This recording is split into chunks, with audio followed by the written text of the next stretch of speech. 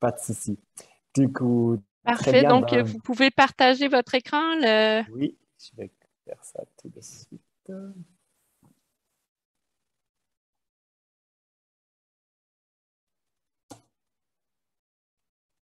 J'espère que c'est tout bon. Moi, si vous le voyez.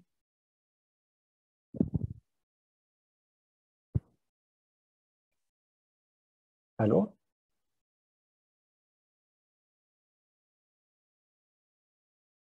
Vous pouvez voir ma présentation et m'entendre?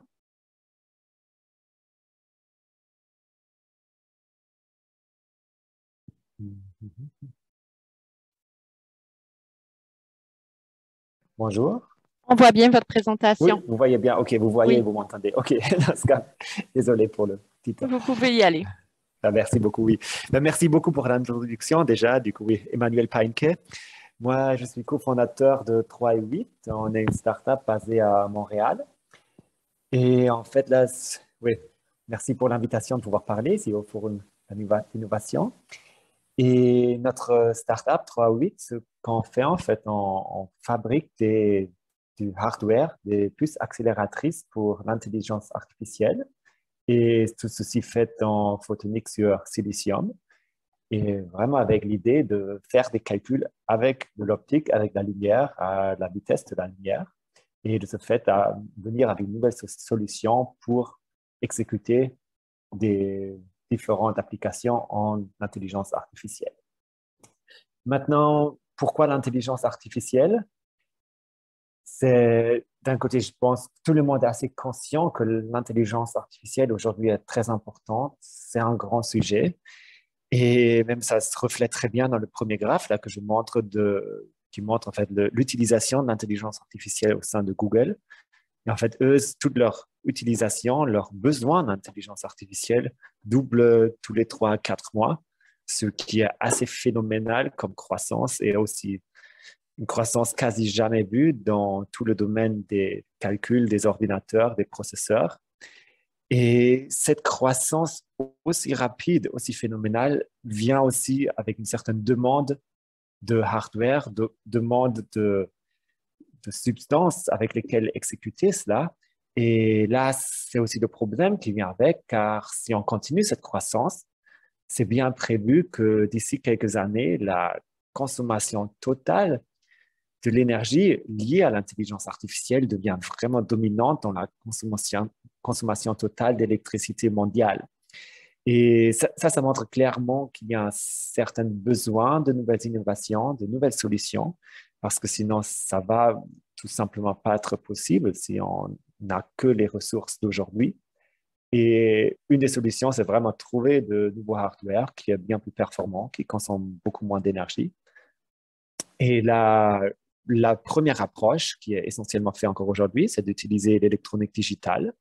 Mais avec l'électronique digitale, on a un grand souci, ce qui est montré dans le côté droit de mon slide.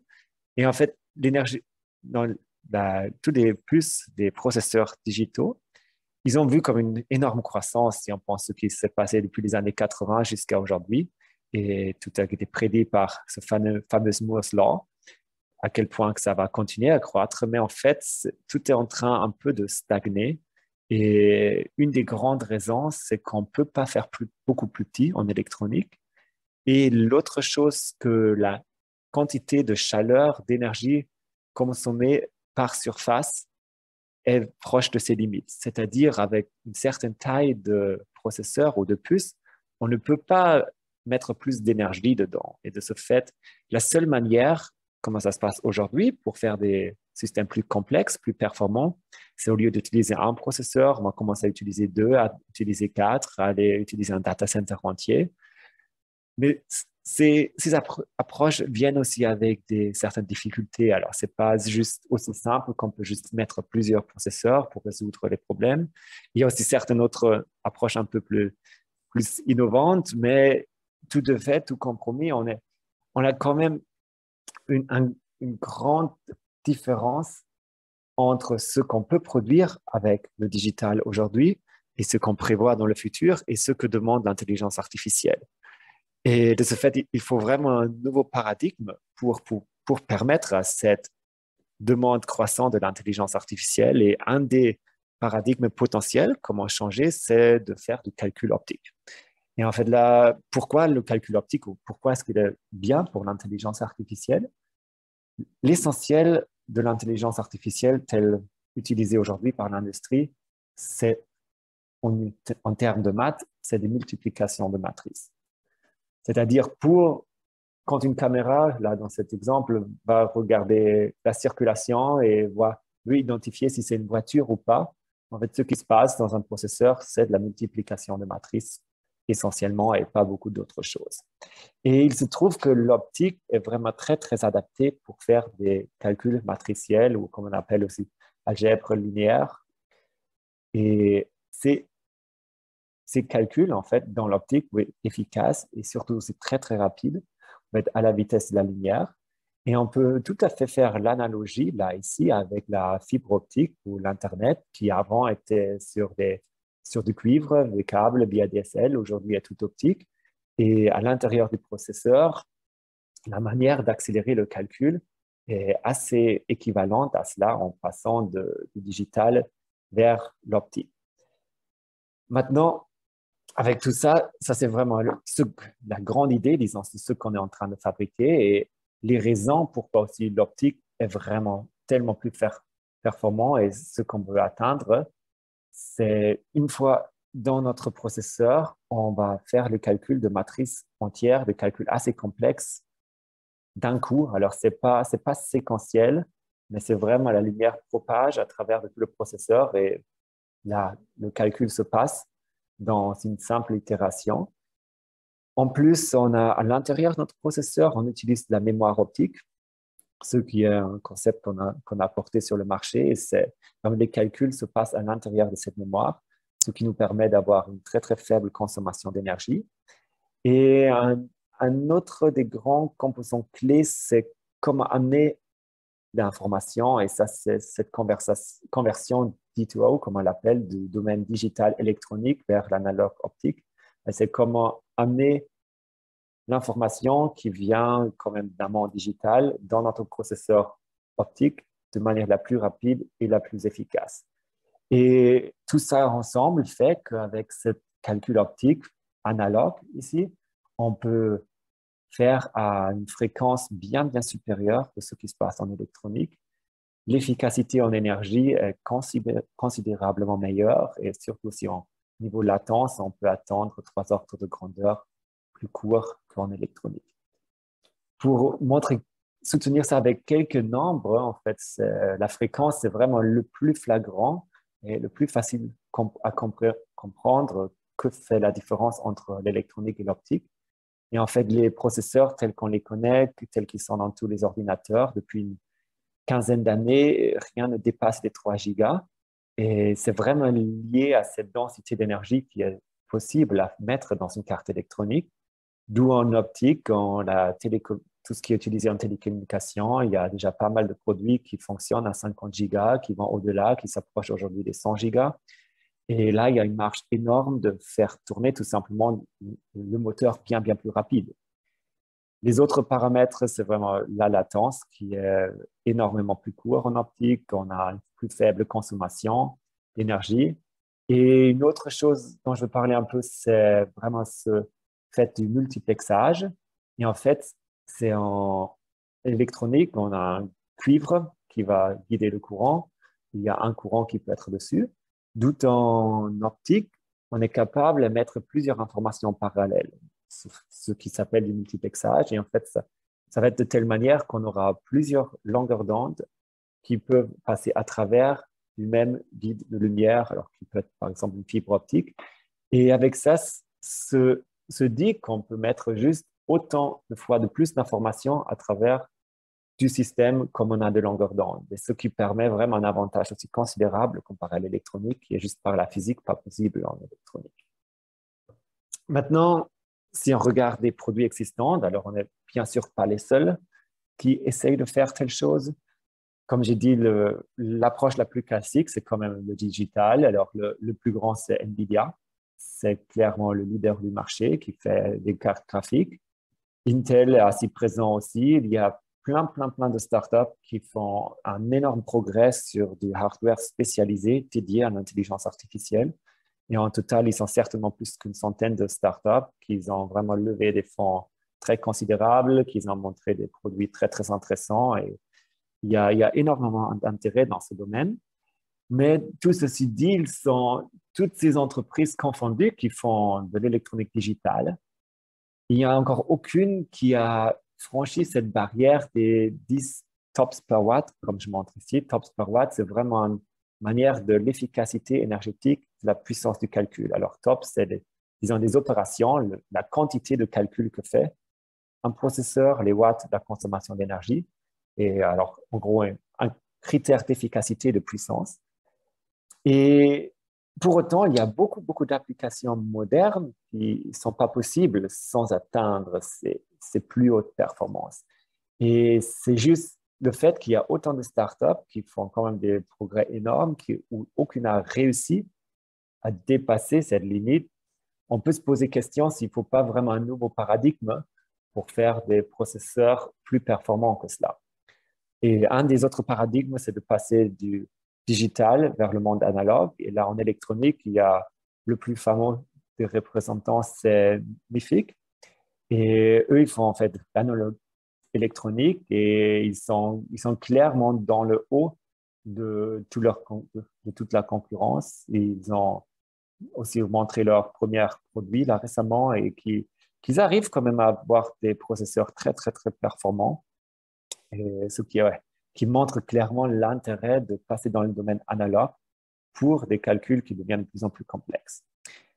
Maintenant encore, un autre paradigme, le photonique ou optique, qui sera toujours dans le domaine analogue. Et là où on se trouve avec 3 et 8, mais aussi on a une poignée de compétiteurs. Et les premiers résultats surtout des compétiteurs plus anciens, sont quand même très prometteurs. Et ça montre quand même à quel point ça donne une idée de la performance et du potentiel qu'aura le calcul optique. Et nous-mêmes, chez 3.8, on est vraiment confiants qu'on a une très bonne position de départ là vraiment pour les prochaines 5 à 15 ans pour trouver notre place sur le marché et savant clairement notre différenciation avec nos compétiteurs et aussi l'avantage qu'on peut avoir contre toutes les solutions digitales. Là, pour aller un tout petit peu plus en détail, pour donner une idée à quel point ça peut être plus performant l'optique comparé au digital. Et c'est là que je compare avec un des plus récents cartes graphiques de NVIDIA, qui est la A100. Et si on utilise le même nombre, même sorte de données, disons la même, vraiment essayer de le plus juste, plus correct dans la comparaison. On a là en orange tracé la puissance consommée et ce qu'on voit en fait que les cartes graphiques consomment quand même énormément d'énergie avec 400 watts. 400 watts par exemple dans une voiture autonome, ce sera quasi impossible de la mettre dedans parce que ça consomme trop, ça draine la batterie. Et d'où une puissance de calcul, ici montrée dans la barre, qui est quand même assez bien. Maintenant, si on essaye de reproduire ça avec nos diverses solutions en optique, on trouve assez facilement la même puissance de calcul, mais avec une consommation d'énergie quand même fortement réduite. Et au fil de l'évolution, comme on le prédit, on est capable d'augmenter fortement notre puissance. Alors ici, c'est écrit throughput, c'est en gros la quantité de données ou de quantité d'opérations mathématiques qu'on peut faire avec nos systèmes. Et ça montre vraiment quand même le potentiel qu'il y a dans ce genre de produit et aussi au fil de temps, comme on est bien confiant que ça peut perdurer dans le temps. Maintenant, les applications potentielles pour du hardware optique, il y a vraiment deux grandes familles. Côté gauche, tout ce qui est data center, tout le côté droit, le edge. Data center, ce qui est vraiment important, c'est la consommation d'énergie, l'efficacité de consommation d'énergie. Car ce qui coûte cher dans un data center, c'est l'électricité, c'est le courant consommé. Et de ce fait, en pouvant faire des nouveaux processeurs qui sont bien plus efficaces, on permet aux opérateurs de data centers de réduire considérablement leurs factures d'opération. Et les data centers, oui, je pense que je n'ai pas besoin d'aller très loin, mais c'est vraiment un grand marché aujourd'hui. Il y en a énormément d'exploitants. Il y a une demande incroyable là-dessus. Et c'est ça aussi qui fait cette consommation d'énergie globale très considérable de l'intelligence artificielle. C'est dans les data centers. Maintenant, de l'autre côté, tout ce qui est edge, où nous, on se concentre uniquement sur les heavy edge. Il y a aussi de l'autre côté le light edge, comme on peut l'appeler, ce qui peut être, par exemple, dans un smartphone, toutes les applications, comme Alexia, des écouteurs intelligents, des choses comme ça. Là, ce n'est pas du tout où on se focalise en optique. Avec de l'optique, on est capable à faire, la force est vraiment de faire des processus très complexes, des calculs très complexes, très demandants, et qui vont avoir bien plus d'applications dans l'industrie, dans des caméras et l'application phare, la voiture autonome. Et en fait, pour faire une voiture autonome qui fonctionne de manière fiable, il faut vraiment une performance de calcul, une puissance de calcul phénoménale. Sinon, ce n'est pas possible, sinon la voiture ne sera pas fiable. Ici, je donne les chiffres en tops, les quelques mille tops, mais c'est vraiment ça qui est nécessaire. Ça ne dit pas grand-chose, les quelques mille tops, mais aujourd'hui, il y a très peu de processeurs qui sont capables de le faire. Et le grand problème, pour que ça puisse faire, ça doit se passer avec une dizaine de watts de consommation maximum. Sinon, à nouveau, on draine la batterie. Une voiture électrique autonome, c'est juste pas possible. Et de ce fait, avec tous les processeurs d'aujourd'hui, une voiture autonome n'est clairement pas possible parce qu'il n'y a aucun qui est capable de fournir ces performances. Et on espère vraiment de pouvoir apporter des solutions là avec nos puces de calcul optique. Maintenant, là, un peu pour voir où nous sommes, une très brève vue d'ensemble. Alors là, actuellement, nous sommes bien plus encore vers les prototypes, vers nos premières réalisations, mais avec l'idée que d'ici 3 ans, on devient un fournisseur de puces, de processeurs, des cartes tout intégrées, cartes PCIe, mais aussi des systèmes, des racks entiers qui vont typiquement dans les data centers. Et là, pour voir un peu plus à quoi ça ressemble, ces différentes solutions, qui sont tous basées quand même sur le même cœur, je vais aller là maintenant un peu plus dans la technologie. Et en fait, oui, il y a le calcul optique. Ici, c'est indiqué en bleu, toute la puce optique, sur lequel on a notre mémoire optique, sur lequel on a notre conversion du domaine digital vers l'optique. Mais autour de tout, pour que tout fonctionne, il faut aussi toute l'électronique analogue et digitale qui est essentielle pour contrôler les circuits, pour faire l'interface avec le monde digital, pour faire l'interface avec la mémoire, et afin que ce soit un système entier opérationnel.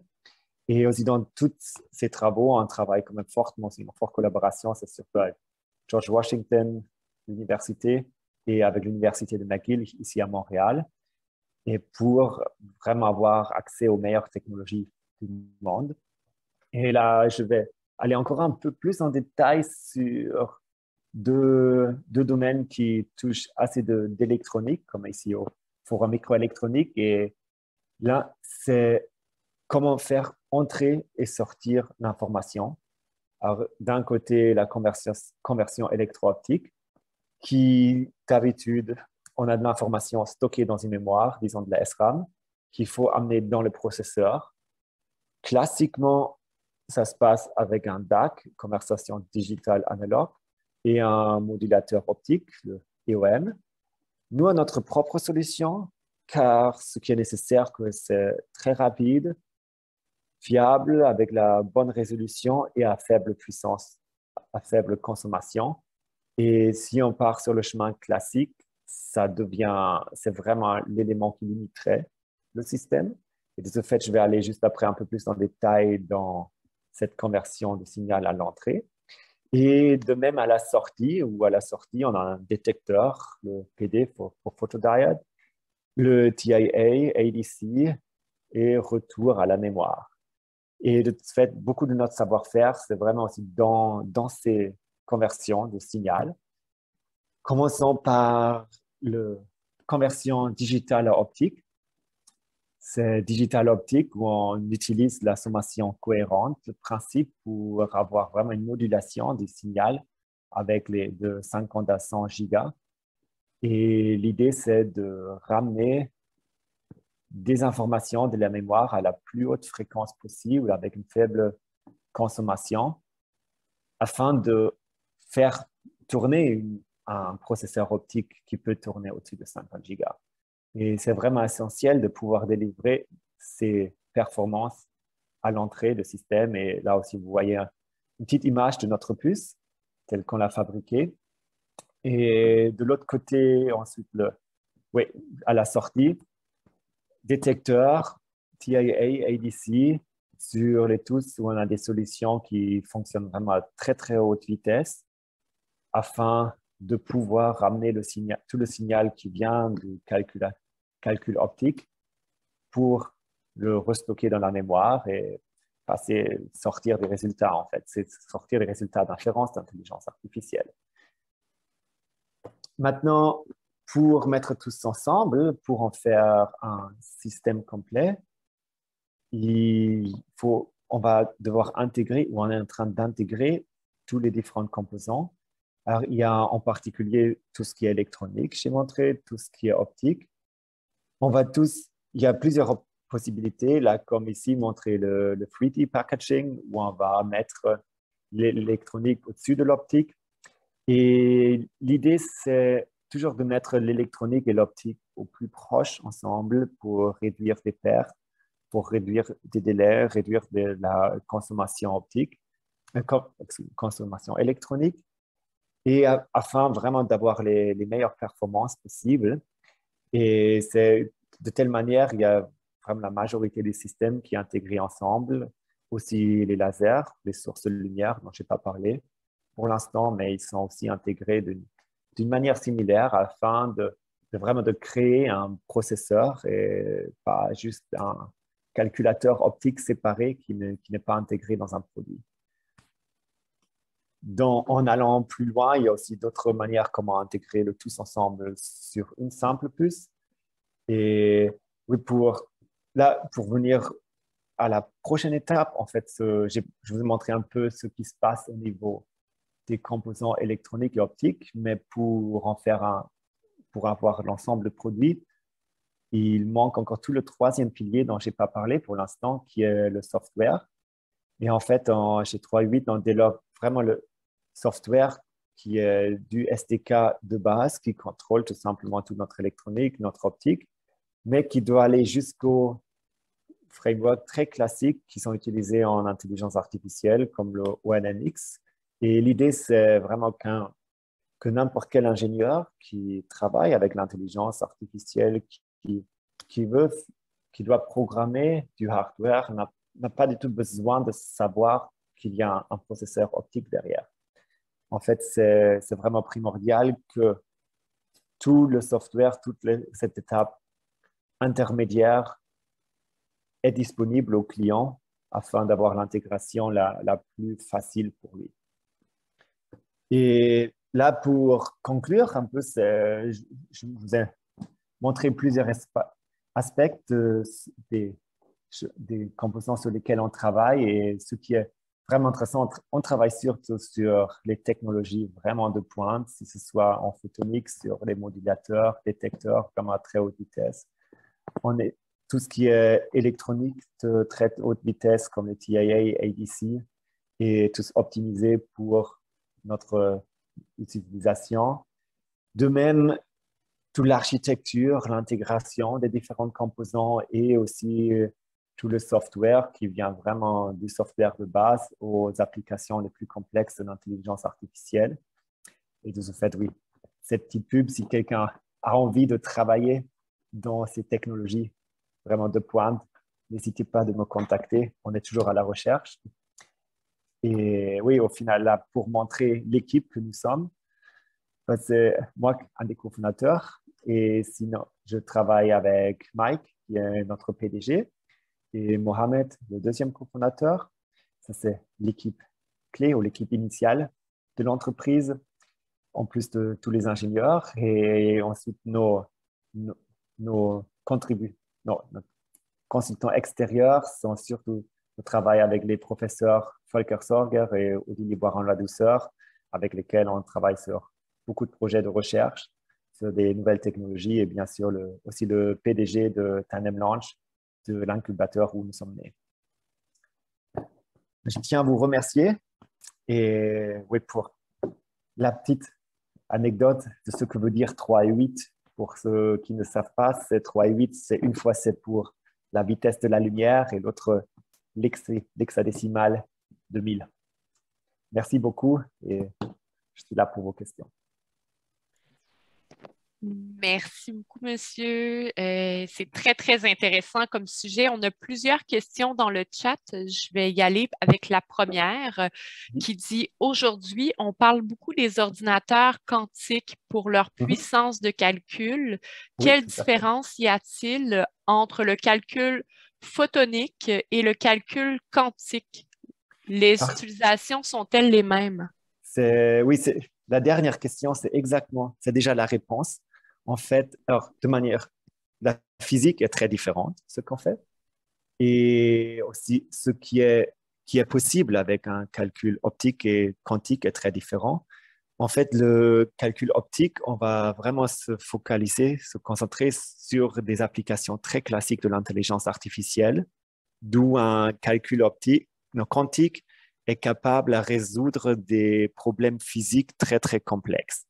Et avec ça, vraiment, les applications sont complètement différentes au final. Et ça montre aussi une certaine tendance là actuellement et aussi pourquoi il va avoir beaucoup, beaucoup de producteurs de hardware pour l'intelligence artificielle ou disons toute l'électronique moderne, car toutes les solutions très nouvelles, en général, sont assez spécialisées sur une chose en particulier. Et de ce fait, si on veut pousser fortement les performances de calcul aujourd'hui, on aura en parallèle des calculateurs optiques.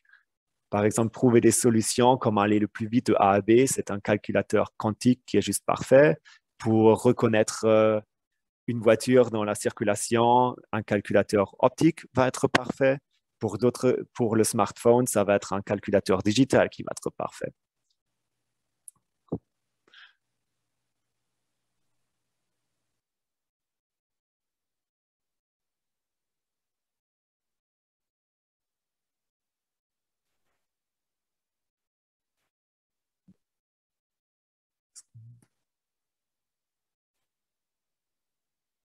Je ne vous entends pas si vous êtes en train de parler.